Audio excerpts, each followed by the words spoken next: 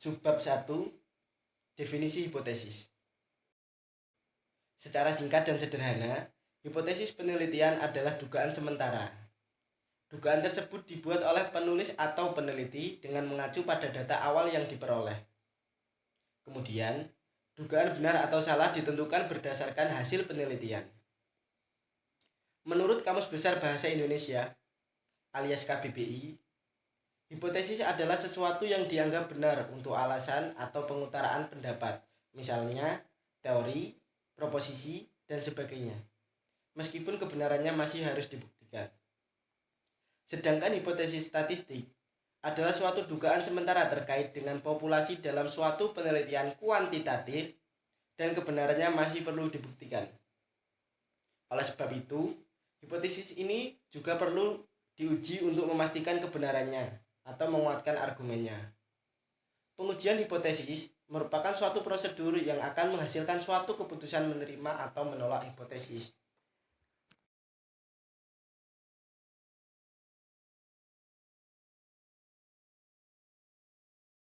Subbab 2. Jenis-jenis hipotesis penelitian. Hipotesis dapat dibedakan menjadi dua jenis, yakni hipotesis kerja dan hipotesis nol. Yang pertama, hipotesis nol, yang biasa dilambangkan dengan H0, adalah hipotesis yang menyatakan tidak adanya hubungan antara variabel independen X dan variabel dependen Y. Artinya, dalam rumusan hipotesis yang diuji adalah ketidakbenaran variabel X mempengaruhi Y. Contohnya, tidak ada hubungan antara warna baju dengan kecerdasan mahasiswa. Yang kedua, hipotesis kerja atau hipotesis alternatif yang biasa dilambangkan dengan H1 adalah hipotesis yang menyatakan adanya hubungan antara variabel independen X dan variabel dependen Y yang diteliti. Hasil perhitungan hipotesis alternatif tersebut akan digunakan sebagai dasar pencarian data penelitian.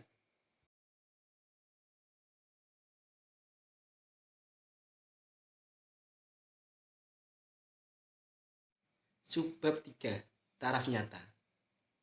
Taraf nyata adalah besarnya batas toleransi dalam menerima kesalahan hasil hipotesis terhadap nilai parameter populasinya. Semakin tinggi taraf nyata yang digunakan, semakin tinggi pula penolakan hipotesis nol atau hipotesis yang diuji, padahal hipotesis nol benar. Besaran yang sering digunakan untuk menentukan taraf nyata dinyatakan dalam persen, yaitu 1%, 5%, 10%. Sehingga secara umum taraf nyata dituliskan sebagai berikut: alfa 0,01, alfa 0,05, alfa 0,1. Besarnya nilai alfa bergantung pada keberanian pembuat keputusan, yang dalam hal ini berapa besarnya kesalahan yang menyebabkan resiko yang akan ditolerir. Besarnya kesalahan tersebut disebut sebagai daerah kritis pengujian, critical region of a test, atau daerah penolakan, region of rejection. Nilai alfa yang dipakai sebagai taraf nyata digunakan untuk menentukan nilai distribusi yang digunakan pada pengujian. Misalnya distribusi normal Z, distribusi T, dan distribusi X kuadrat. Nilai itu sudah disediakan dalam bentuk tabel disebut nilai kritis. Apabila hipotesis 0 H0 diterima, maka hipotesis alternatif HA ditolak. Demikian pula sebaliknya. Jika hipotesis alternatif HA diterima, maka hipotesis 0 HO ditolak. Tipe-tipe kesalahan dalam merumuskan hipotesis. Kesalahan tipe 1. Kesalahan tipe 1 terjadi ketika keputusan yang diambil dari suatu pengujian hipotesis adalah menolak hipotesis yang pada hakikatnya adalah benar. Jika hal itu terjadi, maka kesalahan tersebut biasanya disebut dengan alpha risk atau risiko alpha. Dalam praktiknya, tingkat signifikansi telah ditetapkan oleh peneliti terlebih dahulu sebelum hipotesis diuji. Biasanya tingkat signifikansi yang diambil adalah 1%, 5%, maupun 10%. Jika diasumsikan terdapat sebanyak 100 sampel penelitian yang diambil dari populasi yang sama, maka tingkat kesalahan 1% berarti bahwa akan terdapat 1 sampel salah dalam 100 sampel penelitiannya. Namun jika tingkat kesalahannya 5%, berarti terdapat 5 sampel yang salah dari 100 sampel yang digunakan. Sedangkan tingkat kesalahannya 10%, berarti terdapat 10 sampel yang salah dari total 100 sampel. Setiap penelitian yang berbeda dapat menggunakan tingkat signifikansi yang berbeda, tergantung dari keyakinan peneliti mengenai kesalahan sampel yang digunakannya. Semakin kecil sampel yang mungkin salah, maka semakin besar tingkat kebenaran sampel. Berarti juga penggunaan 5% bahkan 1% adalah lebih tepat. Sebaliknya, semakin banyak sampel yang mungkin salah, maka penggunaan 5% bahkan 10% adalah lebih baik. Kesalahan tipe 2. Kesalahan tipe 2 terjadi ketika keputusan yang diambil dari suatu pengujian hipotesis adalah menerima hipotesis, yang pada hakikatnya adalah salah. Jika hal itu terjadi, maka kesalahan tersebut biasanya disebut dengan beta risk atau resiko beta. Beta risk dilambangkan dengan simbol beta, sedangkan nilai 1 min beta disebut taraf uji. Taraf uji ini menunjukkan seberapa baik statistik uji yang akan digunakan dalam pengujian hipotesis. Tingkat kesalahan tipe 2 terjadi karena peneliti gagal memahami rumusan penelitian, sehingga menggunakan rumusan beta yang keliru. Semakin spesifik tujuan penelitian, maka semakin spesifik pula rumusan beta yang dibuat. Namun demikian, prinsip utama dalam pengujian hipotesis adalah meminimalkan nilai alfa dan beta. Meskipun pada praktiknya, kita lebih sering berhubungan dengan nilai alfa, dengan asumsi bahwa nilai alfa yang kecil juga mencerminkan nilai beta yang juga kecil. Para peneliti biasanya secara konservatif menetapkan sekecil mungkin nilai alfa 0,05 atau 0,01 sehingga meminimalkan peluang kekeliruan tipe 1. Dalam hal ini, mereka beranggapan bahwa menolak hipotesis 0 yang seharusnya diterima merupakan kekeliruan yang serius, mengingat akibat yang ditimbulkannya. Namun perlu diingat bahwa dalam menetapkan taraf signifikansi kita harus melihat situasi penelitian.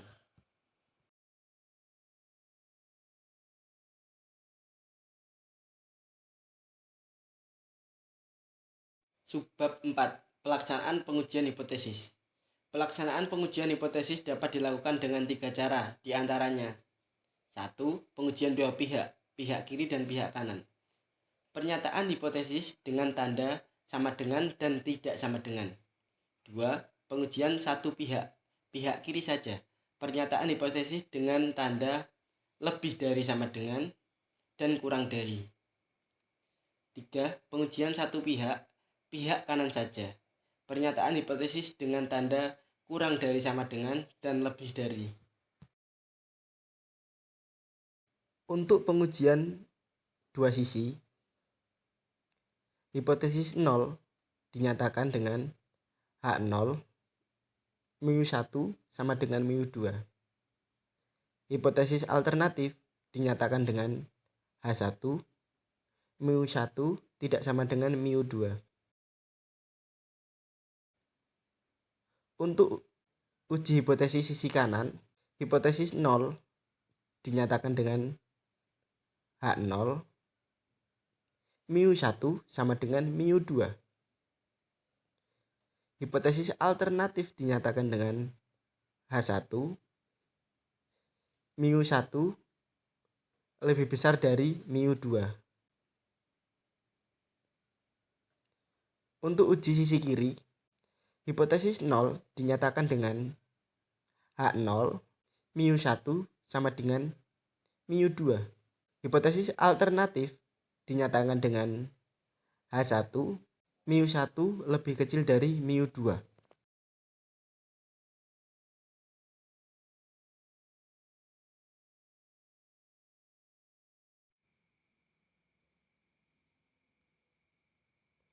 Prosedur pengujian hipotesis. Yang pertama, menentukan formulasi hipotesis H0 dan H alternatif. Yang kedua, memilih suatu taraf nyata atau alfa dan menentukan nilai tabel. Yang ketiga, membuat kriteria pengujian berupa penerimaan dan penolakan H0. Yang keempat, melakukan uji statistik. Dan yang terakhir adalah membuat kesimpulan.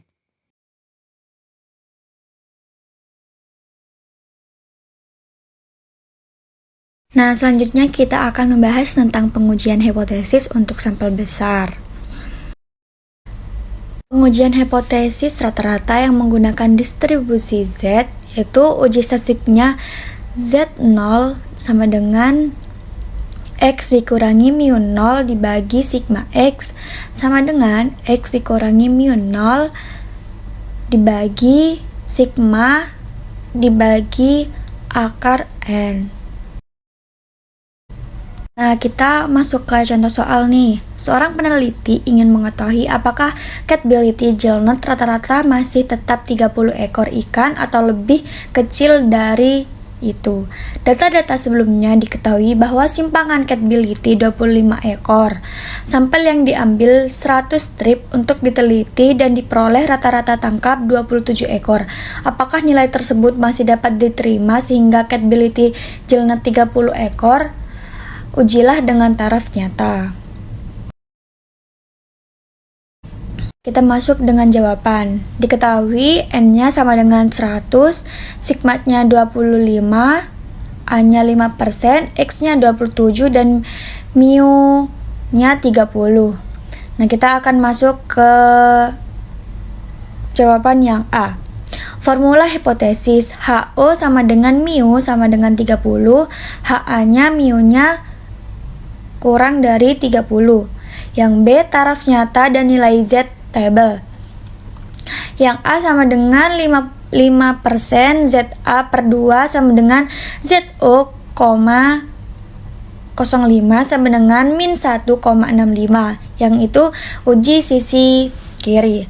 Nah, yang itu digambar yang di sebelah kanan daerah penerimaan HO dan yang sebelah kiri daerah penolakan HO. Yang di Archer itu min 1,65. C. Kriteria pengujiannya, HO diterima jika Z0 lebih besar dari min 1,65. HA ditolak jika Z0 kurang dari min 1,65. Yang D. Uji statistik ZO sama dengan dalam kurung 27 dikurangi 30 tutup kurung dibagi 25 dibagi akar 100 sama dengan min 1,2. Dan yang terakhir E. Kesimpulan, maka ZO lebih besar dari 1,65, HO diterima. Jadi catability gillnet masih sebesar 30 ekor. Kita akan masuk dalam pengujian hipotesis untuk proporsi. Rumus uji statistiknya yaitu Z0 sama dengan X dibagi N dikurangi P0 dibagi akar dari P0 dalam kurung 1 dikurangi P0 tutup kurung dibagi N. Nah, kita akan masuk dalam contoh soal nih teman-teman. Contoh soalnya, hasil penelitian yang sudah dilakukan pada SDX dinyatakan bahwa 40% murid SD tersebut menderita cacingan. Pernyataan tersebut akan diuji dengan derajat kemaknaan 5%. Untuk itu diambil sampel sebanyak 250 murid SD dan dilakukan pemeriksaan tinja dan diperoleh 39% diantaranya terinfeksi cacing. Apakah pernyataan tersebut benar? Nah, kita akan masuk ke dalam jawabannya. Diketahui P0-nya sama dengan 40%, N-nya 250, X-nya 39%, dan A-nya 5%. Kita masuk ke A, formula hipotesis. HO-nya P sama dengan 0,4 dan HA-nya P lebih dari 0,4. Yang B menemukan nilai Z table. Yang A-nya sama dengan 5% dan ZA per 2 sama dengan 1,96. Yang itu uji dua sisi. Nah, bisa dilihat gambarnya ya teman-teman, yang di sebelah kanan daerah penolakan HO dan yang di sebelah kiri daerah penerimaan HO. Yang C, kriteria pengujian. HO diterima sama dengan min 1,96 kurang dari T kurang dari 1,96. HO diterima sama dengan T kurang dari min 1,96 T lebih dari 1,96. Yang D uji statistik. P sama dengan X dibagi N sama dengan 39 dibagi 250 sama dengan 0,156. Yang Z0 sama dengan akar dari 0,156 dikali 0,38 dibagi 250 sama dengan 0,015. Yang E kesimpulan, Z0 sama dengan 0,015 yang berarti adalah di daerah penerimaan HO. HO diterima, jadi hasil penelitian yang sudah dilakukan pada SDX benar sebanyak 40% menderita cacingan.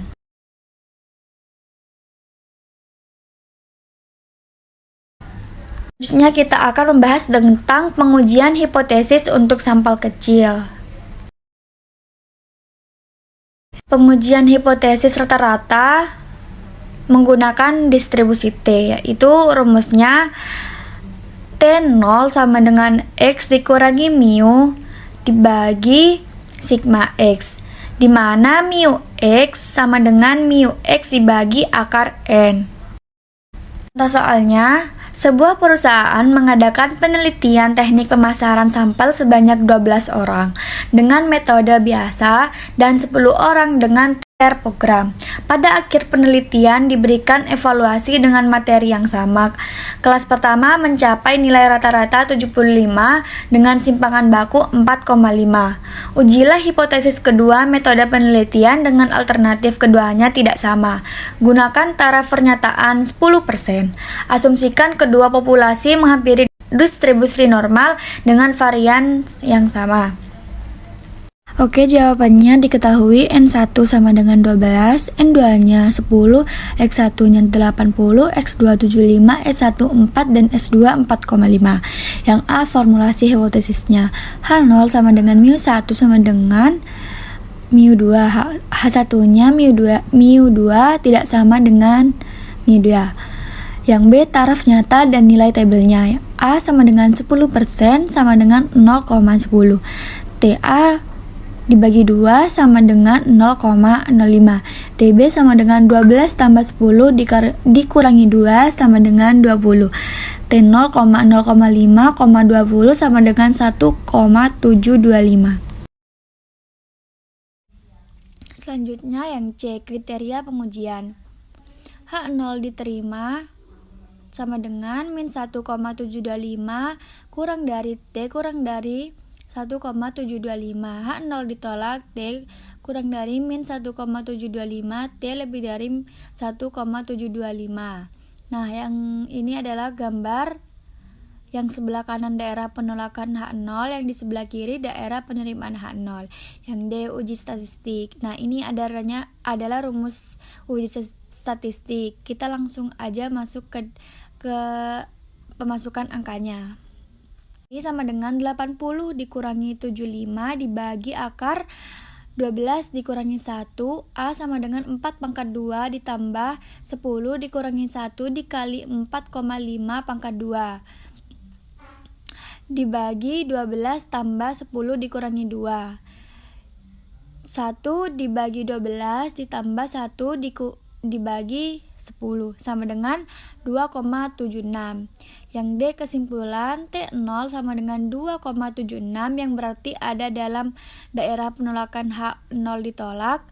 Jadi kedua metode yang digunakan dalam pelatihan hasilnya tidak sama.